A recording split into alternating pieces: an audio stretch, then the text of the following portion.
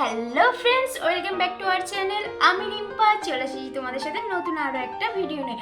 আজকে আমি মেশের মধ্যে বানাতে চলেছি খোকা ইলিশের ঝাল। হ্যাঁ, ঠিক শুনেছো, খোকা ইলিশের ঝাল।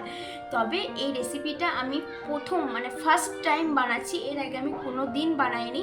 আমি আজ বাজার গিয়েছিলাম, ওখানে গিয়ে এই মাছটা আমার চোখের সামনে পড়েছে আর আমি মাছটা কিনে নিয়ে চলে এসেছি। যদিও এটা আমি রান্না করতে জানি না, তাই আমি মাকে ফোন করে নিয়েছিলাম। মায়ের কাছ থেকে রেসিপিটা জিজ্ঞাসা করে নিয়েছি কীভাবে মা রান্না করে।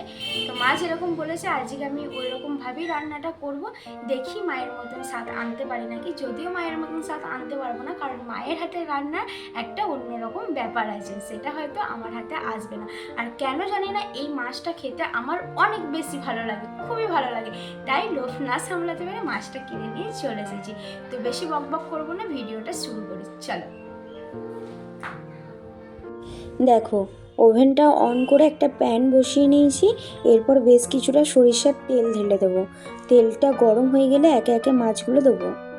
দেখো, তেল কিন্তু গরম হয়ে গেছে, ভাপ উঠতে লেগে গেছে। এরপর এই কোকা ইলিশগুলো একে একে ছেড়ে দেবো। এই দেখো, এইভাবে সব মাছগুলোকে দিয়ে দেবো তেলের মধ্যে। তারপর ভালো মতন ভেজে মাছগুলোকে তুলে নেব। তোমরা কে কে খোকা ইলিশ খেতে ভালোবাসো? আমার কিন্তু খোকা ইলিশ খেতে ভীষণ ভালো লাগে। দেখো, 4 পিস হয়েছে, 300 গ্রাম নিয়েছিলাম। তো দেখো, মাছগুলো আমি ভালো মতন এপিট ওপিট উল্টে ভেজে নিয়েছি। এরপর একটা একটা করে তুলে নেব।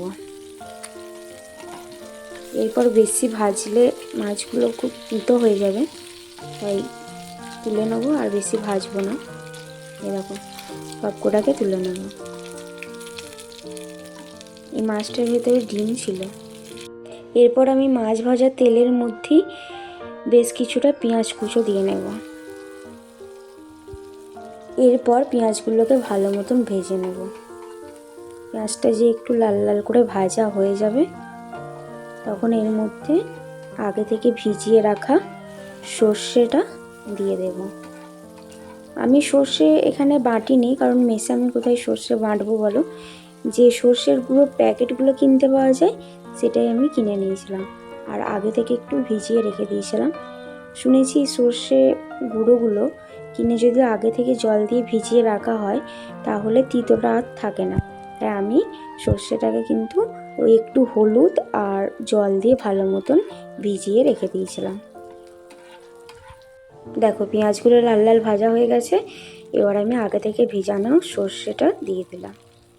এরপর হালকাভাবে নাড়ব, কারণ বেশি সর্ষে ভাজা যাবে না। বেশি যদি সর্ষে ভেজে ফেলা হয়, তাহলে কিন্তু তিতো হয়ে যাবে। আমি গ্যাসের ফ্লেমটা একদম লো রেখে সর্ষেটা দিয়ে ভালো মতন একটু মিশিয়ে নেব।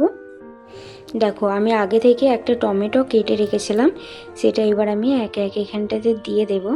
4 পিস করেছিলাম, একটা করে দিয়ে দিলাম পিসগুলোকে। তো এরপর আমি 2টো কাঁচা লঙ্কা চিড়ে রেখেছি, সেই দুটোকেও এইখানে দেব। কাঁচা লঙ্কা 2টো দিয়ে দিয়েছি। বেশ কিছুটা ধনেপাতা ভালো করে পরিষ্কার করে ধুয়ে কুচিয়ে রেখেছিলাম, তো ধনেপাতাগুলোও এখানে দিয়ে দেব। ধনেপাতা দিলে খেতে কিন্তু খুব সুন্দর স্বাদ হয়। এখানে 1 চামচ লবণ দিয়ে দেব। এরপর এগুলোকে ভালো মতন মিশিয়ে নেব। তো দেখো, তেলটা অনেকটাই ছেড়ে দিয়েছে, আর আমার ভালো মতন কষানো হয়ে গেছে। কারণ আমি সবটাই লো ফ্লেমে করেছি, হাই ফ্লেমে একদম দিইনি। কারণ সরিষা যদি বেশি ভাজা হয়ে যায়, তিতো হয়ে যাবে।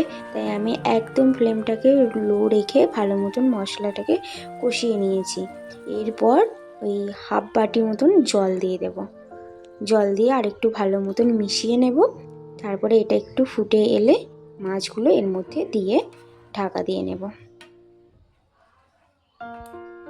দেখো, মাছগুলো সব একটা একটা করে এখানে দিয়ে দেব। মাছগুলো ভালো মতন এক পিঠ হবে, তারপরে কিছুটা ফুটে গেলে আবার এক পিঠ উল্টে দেব, যাতে মশলা ভালো মতন মাছের মধ্যে ঢোকে।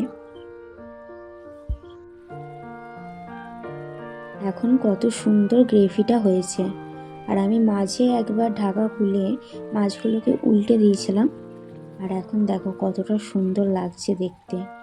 আর আমি একটু চেক করেও দেখে নিয়েছিলাম, সমস্ত কিছু কিন্তু একদম পারফেক্ট আছে, নুন ঝাল সব কিছু। সো গাইস দেখুন এটা দেখতে এখন কতটা লোভনীয় হয়েছে।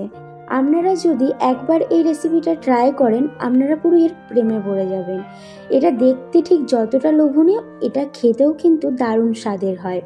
আজকের রেসিপিটা আপনাদের কেমন লাগলো অবশ্যই আমাকে কমেন্টে জানিয়ে যাবেন। আর এই রকম নিত্য নতুন ভিডিও পাওয়ার জন্য আমার চ্যানেলটিকে সাবস্ক্রাইব করে পাশে থাকা বেল বাটনটা প্রেস করে দেবেন, যাতে আমি ভিডিও আপলোড করার সাথে সাথে আপনাদের কাছে নোটিফিকেশান চলে যায়। আজকের ভিডিও এতটাই। ভালো থাকবেন, সুস্থ থাকবেন, নমস্কার।